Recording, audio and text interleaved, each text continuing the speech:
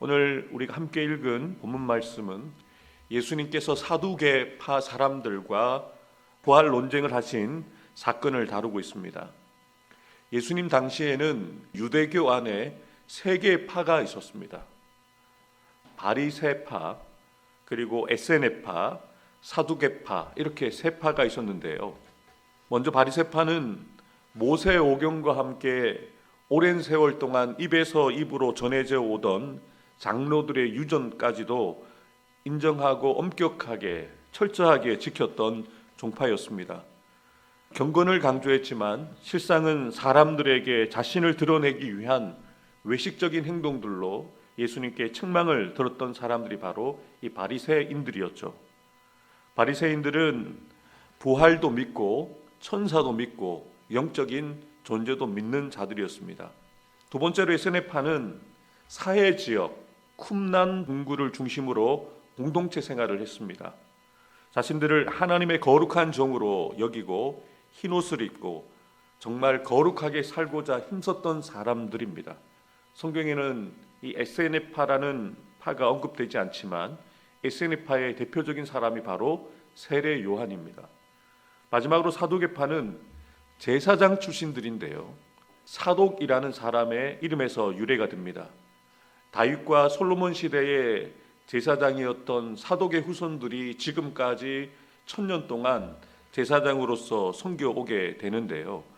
세월이 흘러가면서 변질이 되어지고 예수님 당시에는 로마 사람들과 결탁해서 권력을 유지하고 있는 그런 타락한 제사장 집안의 사람들을 사두개파 사람들이라고 했습니다.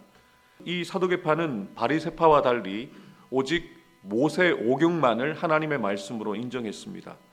그래서 그들은 내세와 부활, 영적인 세계와 천사의 존재를 믿지 않았기에 그들은 철저하게 현실적이고 세속적인 삶을 살았던 사람들입니다. 이렇게 부활이 없다라고 생각을 하고 또 부활이 없다라고 주장했던 사두개인들이 예수님께 와서 어떠한 질문을 던지고 있습니까? 19절입니다. 선생님이여, 모세가 우리에게 써주기를 어떤 사람의 형이 자식이 없어 아내를 두고 죽으면 그 동생이 그 아내를 취하여 형을 위하여 상속자를 세울지니라 하였나니라. 그러면서 7 형제에 대한 이야기를 하죠. 7 형제가 있었는데 첫째 형이 죽고 형수가 둘째, 셋째, 넷째, 7째 막내 형제까지 아내가 되었다라고 그렇게 예를 들면서 부활할 수 있다면 이 여인은 누구의 아내가 되겠습니까? 라는 질문을 던지는 것이죠. 사실 이들은 부활을 믿지 않기 때문에 예수님을 곤란에 빠지게 하기 위해서 책을 잡기 위해서 이런 질문을 던졌던 것이죠. 사두개인들의 이런 어리석은 질문에 예수님은 어떻게 현명한 대답을 하고 계십니까? 24절 말씀 함께 읽어보겠습니다. 예수께서 이르시되 너희가 성경도 하나님의 능력도 알지 못함으로 오해함이 아니냐. 아멘. 예수님께서는 먼저 사두개인들이 성경에 대한 이해가 해석이 틀렸다고 지적하십니다. 여기에서 예수님께서 사용하신 오해하다라는 헬라어 플라나오는 양이 길을 잃다, 헤매다라는 그런 의미를 가지고 있는데요.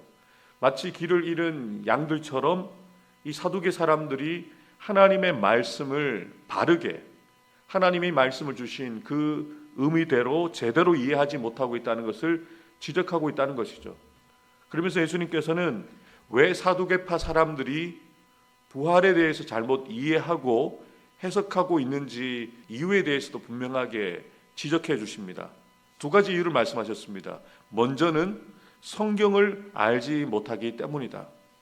2번째 이유는 하나님의 능력을 알지 못하기 때문이다. 사랑하는 성도 여러분, 우리가 하나님에 대해서 알아가는 일에 열심을 품어야 되는데요. 우리가 하나님을 알아가기 위해서는 2가지를 잘 해야 됩니다.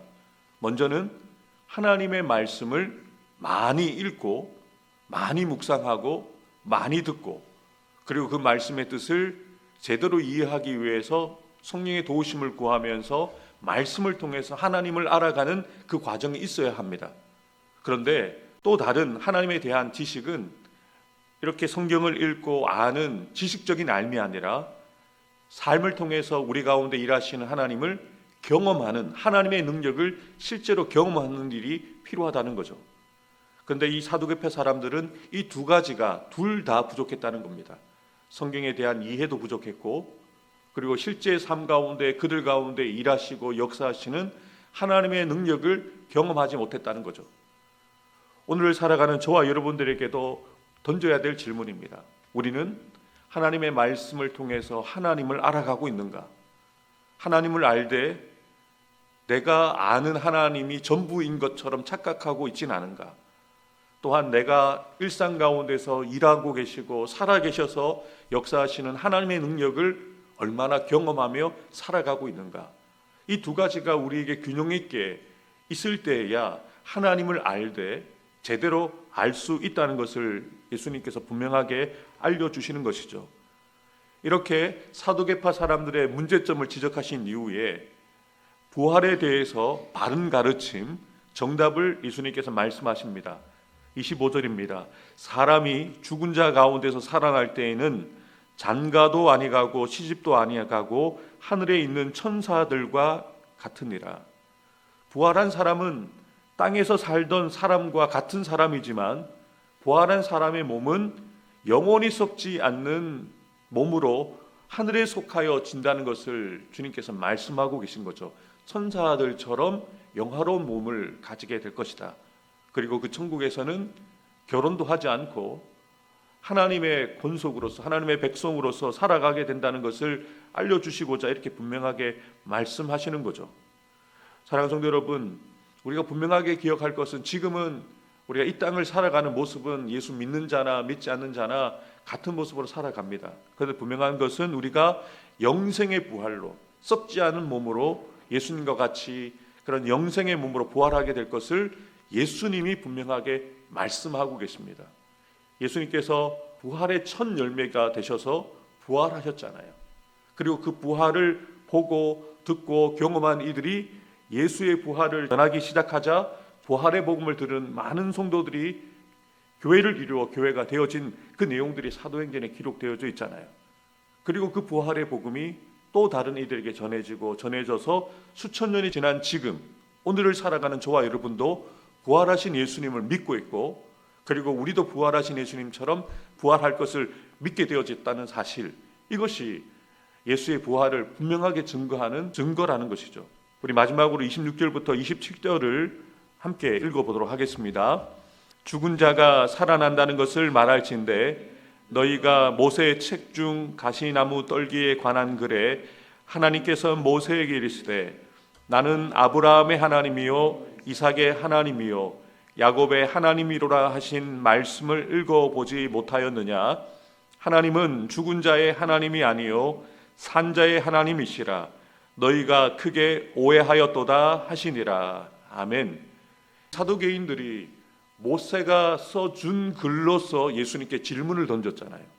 그래서 예수님께서 그들이 제시했던 모세 오경 가운데 하나님께서 자신을 모세에게 계시해 주셨던 부분들을 언급하면서 분명하게 이야기를 합니다. 출애굽기 3장 6절을 인용을 했죠. 모세가 기록했던 이 부분은 모세가 생각해서 쓴 부분이 아니라 자신에게 나타나셔서 자신을 계시하신 하나님의 말씀을 직접 기록한 것이거든요. 나는 아브라함의 하나님, 야곱의 하나님, 이삭의 하나님이다. 이 말의 의미는 무엇이겠습니까? 모세가 살아있을 때는 이미 죽은 자들로 그 이름이 언급되어졌던 아브라함, 야곱, 이삭이지만 하나님께서는 마치 그들이 살아있는 것처럼 말씀하고 계시잖아요. 나는 아브라함의 하나님이다, 야곱의 하나님이다, 이삭의 하나님이다. 인간의 생각으로는 그들은 죽은 사람들이지만 하나님 앞에서는 그들은 살아있다는 것을 이야기하는 거죠. 하나님과 함께 그들이 살아있고 하나님과 교제하고 있고 그들은 영생의 몸으로 주님과 함께 하기에 하나님은 그들이 살아있기 때문에 아브라함의 하나님이다, 야곱의 하나님이다, 이삭의 하나님이다라고 언급하시면서 모세와 함께 또 이스라엘 백성들, 오늘을 살아가는 저와 여러분들에게 그들과 맺은 언약을 기억하시는 하나님이라는 것을, 또 모든 역사에 개인사와 가정사와 교회사와 인류사와 세계사에 그 역사를 주관하시는 하나님이시라는 것을 분명하게 이렇게 계시해 주신 것이죠. 나는 아브라함 때도 하나님이고 야곱 때도 하나님이고 이삭 때도 하나님이고 모세 네가 살아가는 이때도 하나님이고 또한 2025년 11월 11일을 살아가는 저와 여러분의 하나님이 되셔서 우리의 개인사와 가정사와 교회사와 세계사를 운영하시는 하나님이라는 것을 분명하게 모세에게 계시해 주셨던 것이죠. 사랑하는 성도 여러분, 저와 여러분들이 살고 있는 이 시대 가운데도 하나님은 살아 계십니다. 오늘 본문에서 살아있는 자로 번역되어진 이 존톤이라는 이 단어는 살아있다, 참된 생명을 누리다라는 의미를 가지고 있는데요.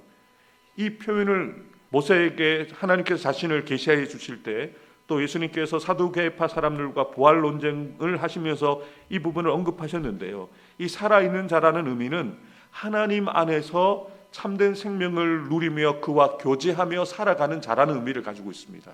아브라함과 야곱과 이삭이 육신적으로는 죽었지만 영원한 생명을 누리면서 그분과 교제하고 있다는 것이죠.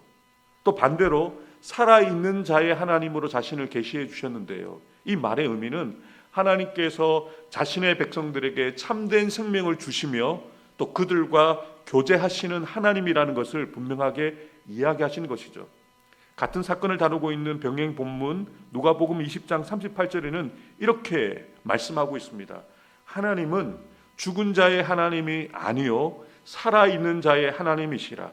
하나님에게는 모든 사람이 살아느니라 하시니, 하나님께는 모든 사람이 살아있다라고 예수님께서 분명하게 말씀하고 계시는데요. 이것이 바로 이 부활 논쟁의 결론이라고 할 수 있습니다.